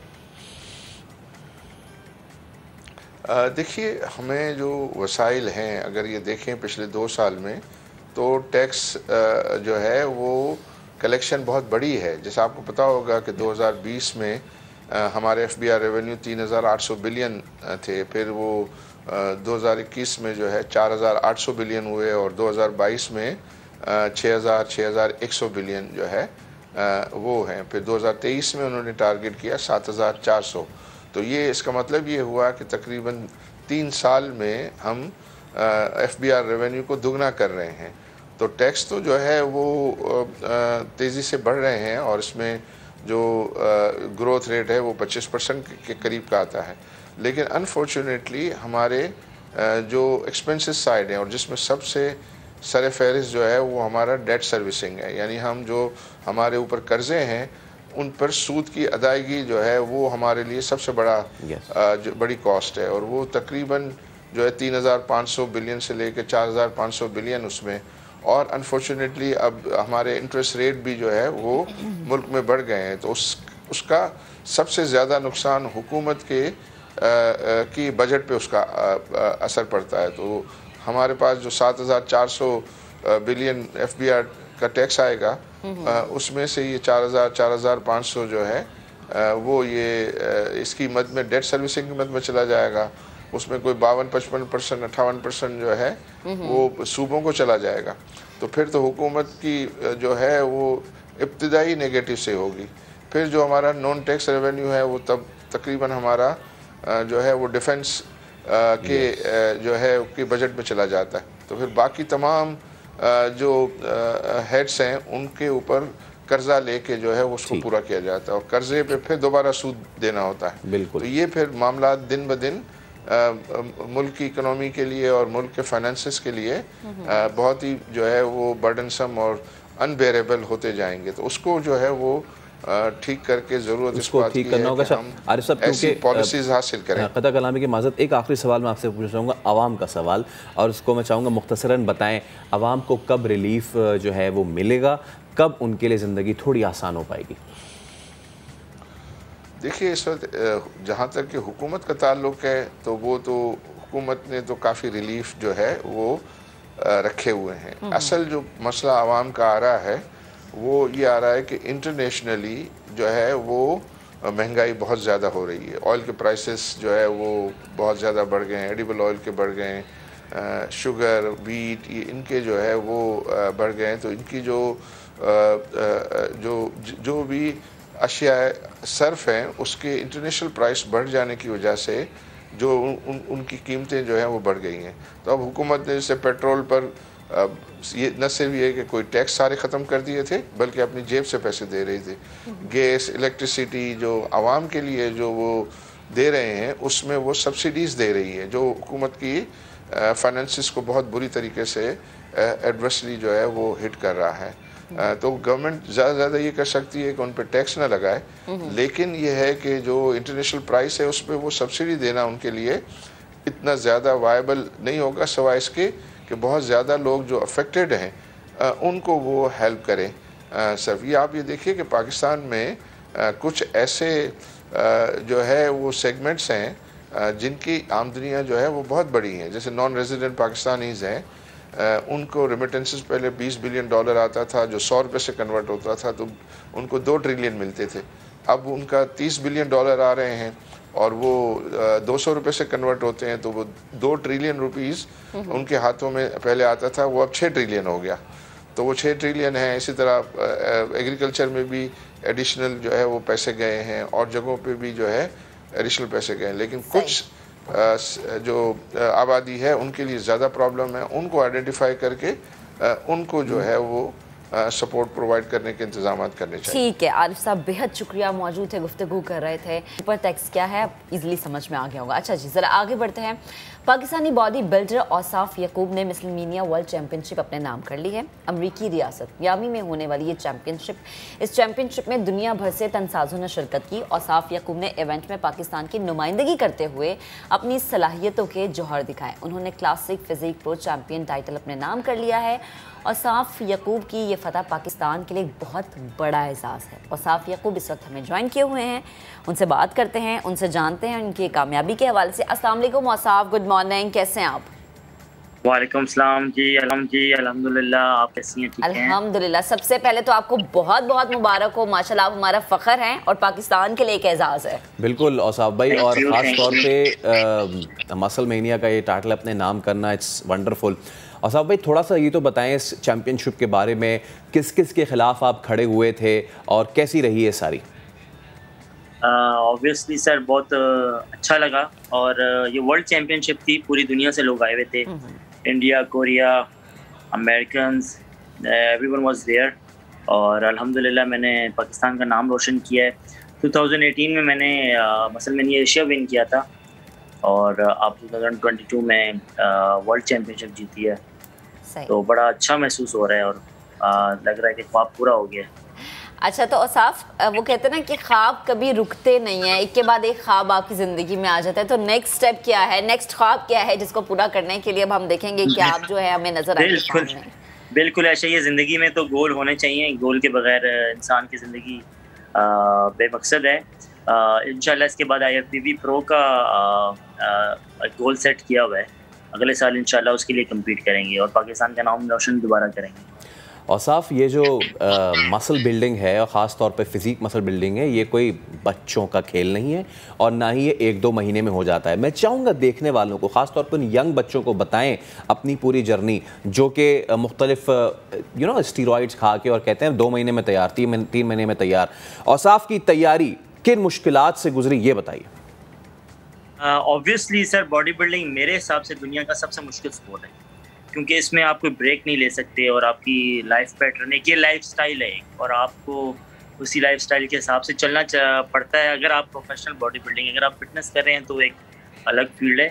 मुझे ऑलमोस्ट 12 साल हो गए इस फील्ड में और अब जाके मैंने वर्ल्ड का टाइटल हासिल किया है। और जो लोग समझते हैं कि 2 महीने में, 4 महीने में या साल में ये चीज़ अचीव कर लेंगे, तो उसमें कोई शॉर्टकट है नहीं। आप विद टाइम ग्रो करते हैं और ये बड़ा मुश्किल है, लेकिन जो पैशनेट होता है और जिसने अपने मुल्क का नाम रोशन करना होता है, अपने माँ बाप का, अपने उस्ताद का, तो वो चीज़ हासिल कर सकता है। तो बहरहाल यंगस्टर्स के लिए यही मैसेज है कि वो मेहनत करें और कभी हिम्मत ना हारें। हम भी ऐसे ही थे और अल्हम्दुलिल्लाह अब हम वर्ल्ड चैम्पियन हैं। तो सही, ठीक। और साहब बहुत सारी बातें जो कि हमें आपसे करनी है।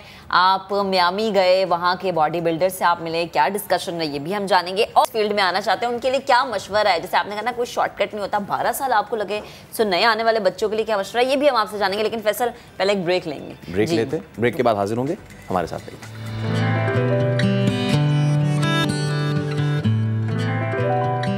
Welcome back. हमारे साथ वर्ल्ड मसल मेनिया टाइटल अपने नाम करने वाले पाकिस्तान का फ़ख्र औसाफ याकूब मौजूद हैं।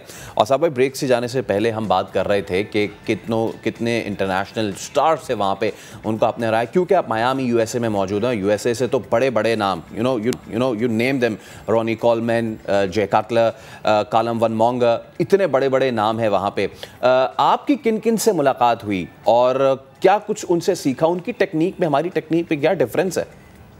सर ये मसलमेनिया प्रो शो था, वर्ल्ड चैम्पियनशिप, वो IFBB होता है जिसमें Ronnie Coleman they are retired now, तो ये भी काफ़ी एक्सपीरियंस प्रो शो है और बहुत अच्छे प्रोज आते हैं इसमें, बहुत कुछ सीखने को मिलता है। ऑब्वियसली आप, ये बड़ी फास्ट फील्ड है, उनकी डाइट, उनकी ट्रेनिंग, उनकी सारी वर्कआउट प्लानिंग बहुत डिफरेंट होती है। ऑब्वियसली जब आप बाहर जाते हैं आपका विजन बहुत ओपन होता है और आप बहुत चीज़ें सीखने को मिलती हैं। पर अल्हम्दुलिल्लाह अल्लाह ने इज़्ज़त दी है, पाकिस्तान का नाम रोशन किया और उन सबको पीछे छोड़ दिया और टाइटल अपने नाम किया है। तो लेकिन बड़ा अच्छा एक्सपीरियंस था, अल्हम्दुलिल्लाह अल्लाह ने इज़्ज़त रखी।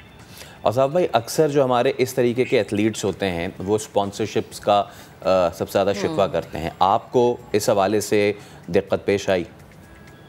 ऑब्वियसली सर, देखें किसी भी आप मुल्क को देख लें, बेशक स्टेट्स हो या एशिया हो या जो भी है, इनिशियली आपको स्ट्रगल करना पड़ता है। हर बॉडी बिल्डर स्ट्रगल करता है और अनफॉर्चुनेटली पाकिस्तान में बॉडी बिल्डिंग का इतना अभी विजन नहीं है, स्कोप नहीं है, ज़्यादा क्रिकेट को प्रमोट किया जाता है। दुख तो होता है क्योंकि हमारे काफ़ी अच्छे टैलेंट हैं पाकिस्तान में, जिन पे मेहनत की जाए तो बहुत ज़्यादा आगे जा सकते हैं। बस रिक्वेस्ट यही कर सकते हैं गवर्नमेंट से कि वो भी हमें बॉडी बिल्डिंग को ऐसे सपोर्ट करे जैसे वो क्रिकेटर्स को करते हैं, क्योंकि एक बहुत मुश्किल स्पोर्ट है। हम भी मुल्क को ही नाम रोशन करना चाहते हैं जैसे अभी किया, तो अगर उनकी सपोर्ट हो तो अच्छा होगा, लेकिन अनफॉर्चुनेटली आज तक हुआ नहीं। तो अगर हो जाए तो अच्छा है। और हमेशा यही सवाल पूछा जाता है, क्योंकि लास्ट टाइम भी मैं एशिया विन किया था तो यही सवाल पूछा गया था, लेकिन कभी अमली तौर पे कुछ नहीं होता। सही। तो अच्छा, और साफ जैसे आपने कहा ना अमली तौर पे कुछ नहीं होता, हमारी दुआ है कि इसमें थोड़ी तब्दीली आए। अच्छा, एक बड़ा जज्बाती लम्हा था जब आपको चैंपियंस ट्रॉफी मिली, लेकिन उससे पहले आपने तरजीह दी अपने परचम को, वो सब हिलाली परचम जो हमारी पहचान है, आपने वो मंगवाया, देन आपने ट्रॉफी रिसीव की। उस वक्त क्या एहसास था, क्या जज्बा था?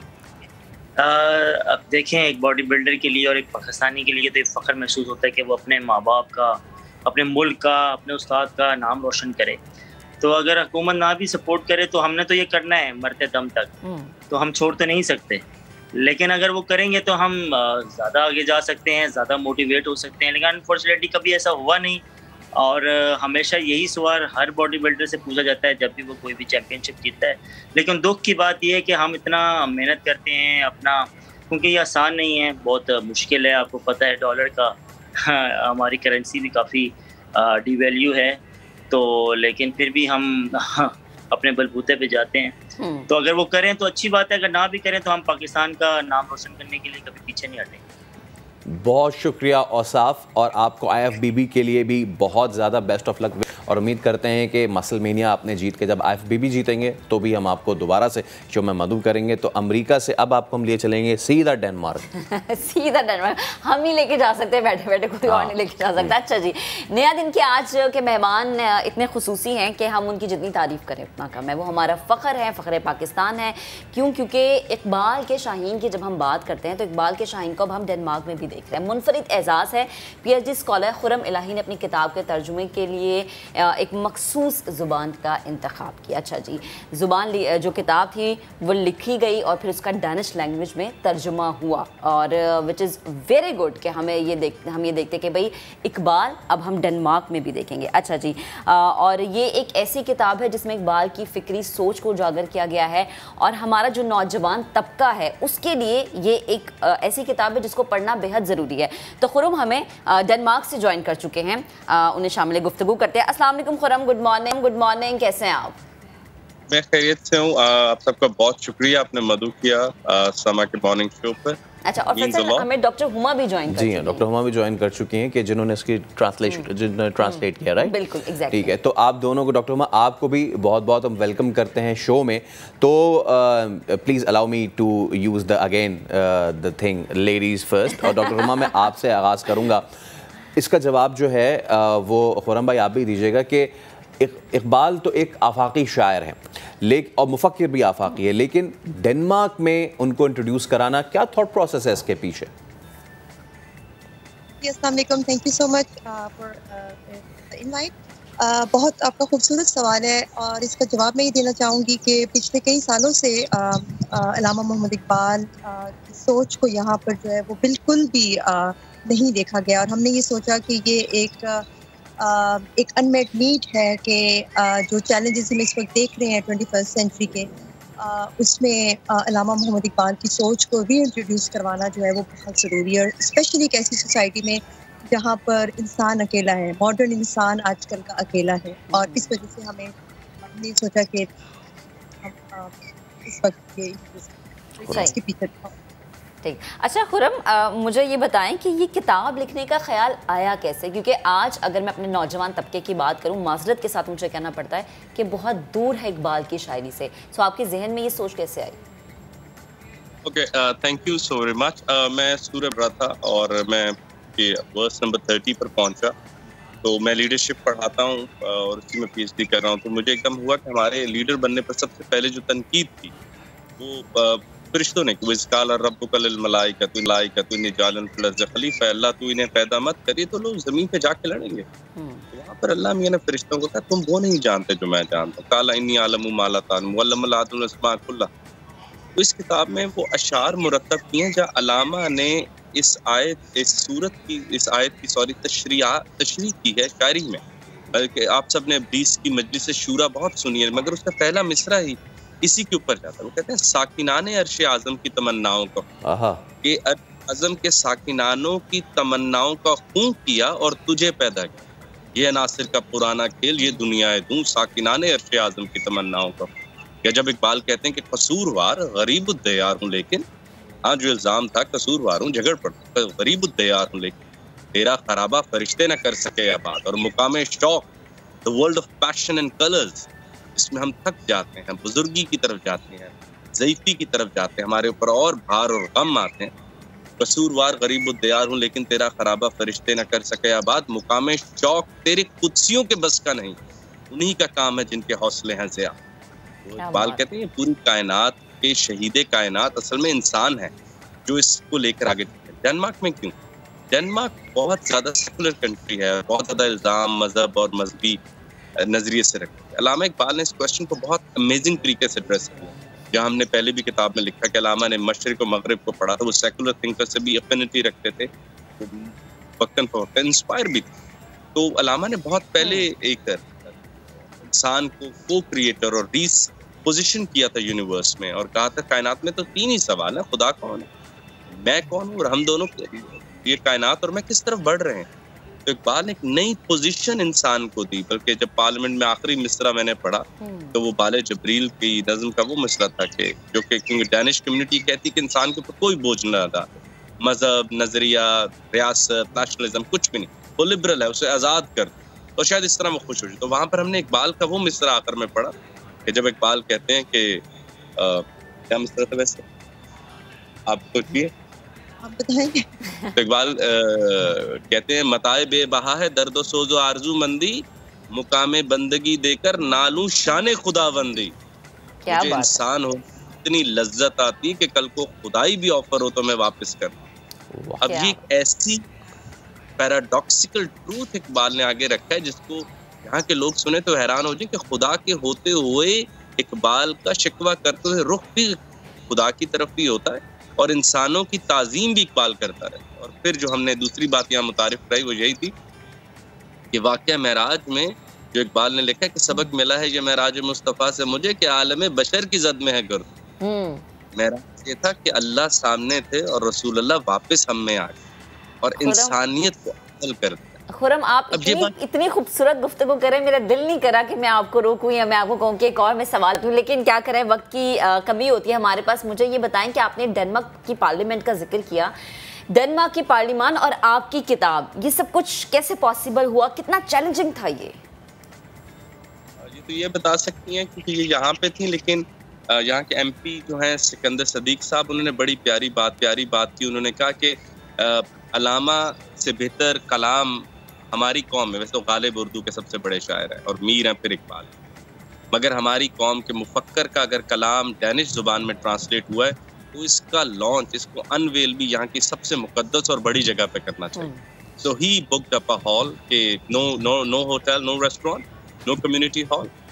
आवाज जितनी बुलंद है उसको उतनी ही बुलंद दीवारों में गूंजना चाहिए। That's why he chose the Danish Parliament and the credit goes to Sikandar Sadiq. वो पाकिस्तानी हैं, he's the member of parliament और independent greens को यहाँ लीड करते हैं। तो ठीक है। मैं ये भी चाहूंगी कि it was a long process और जो डेनिश लोग आए पार्लियामेंट में उस दिन, वो भी ये कह रहे थे कि जो हमारा जो हॉल था उन्होंने भी कभी वो देखा नहीं था, कभी मौका ही नहीं मिला, मगर हमें ने कहा कि सिकंदर साहब की मदद से वहाँ पर हमें इजाज़त मिली कि हम अल्लामा मोहम्मद इकबाल फिक्र को भी इंट्रोड्यूस करा सकें। न सिर्फ ये बल्कि पाकिस्तान एम्बेसी है यहाँ पर, उनकी भी बहुत सपोर्ट थी। सही। और बिल्कुल हुमा, ये जो इजाजत मिलना है ना, ये बताता है कि कितना जबरदस्त फीडबैक भी रहा होगा। हमारे साथ मौजूद थी खुर्रम, आपका भी बेहद शुक्रिया, आपने हमें जनमार्ग से ज्वाइन किया। अच्छा जी, आगे बढ़ते हैं जल्दी से और आपको बताएं कि कराची में नई चमचमाती बसें आज से सड़कों पर हमें नजर आएंगी। Chairman Pakistan Peoples Party Bilawal Bhutto Zardari bus service का इफ्तिताह करेंगे। इसी पर बात करेंगे अपने नुमाइंदे सलमान अहमद ने हमें ज्वाइन किया। सलमान, कब होगा इफ्तिताह?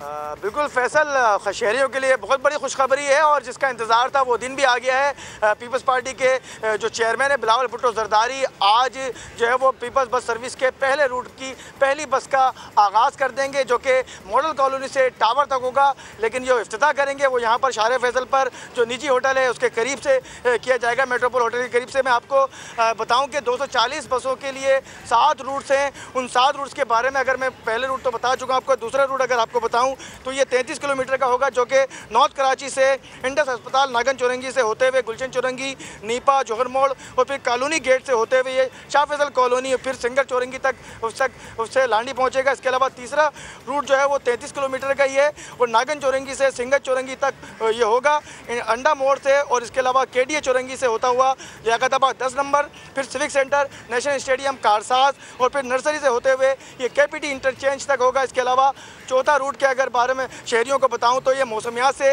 डॉकयार्ड से होते हुए गुलजार हिजरी, फिर M9 motorway, Asif square, Ayesha मंजिल, लियाकताबाद 10 नंबर से होते हुए ये गुरु मंदिर, सिंध हाई कोर्ट और फिर आर्ट्स कौंसल आई चुंडीगढ़ रोड से और फिर मेरी वेदी टावर तक ये होगा। इसके अलावा 5वां रूट जो है बताऊँ आपको सुरजानी टाउन से शुरू होगा, जो कि मूसा कॉलोनी मंगो। ठीक है सलमान, आपने हमें रूट्स के हवाले से भी बताया और जिस वक्त इफ्तिताह होगा तो भी हम अपने लोगों को दिखाएंगे। तो अभी एक ब्रेक ले रहे हैं। बिल्कुल ब्रेक ले रहे हैं। ब्रेक से जब वापस आएंगे तो बल्कि नहीं, हमारे प्रोग्राम का टाइम खत्म हो गया फैसल आज जी। आज जल्दी हम इतनी जल्दी में हमने आज सारे काम किए कि जल्दी से प्रोग्राम का टाइम खत्म हो गया। अब आपसे कल से फिर मुलाकात करेंगे। अपना बहुत सारा ख्याल रखिएगा, जल्दी में काम मत कीजिएगा, हमें दुआओं में याद रखिएगा। अल्लाह हाफ़िज़।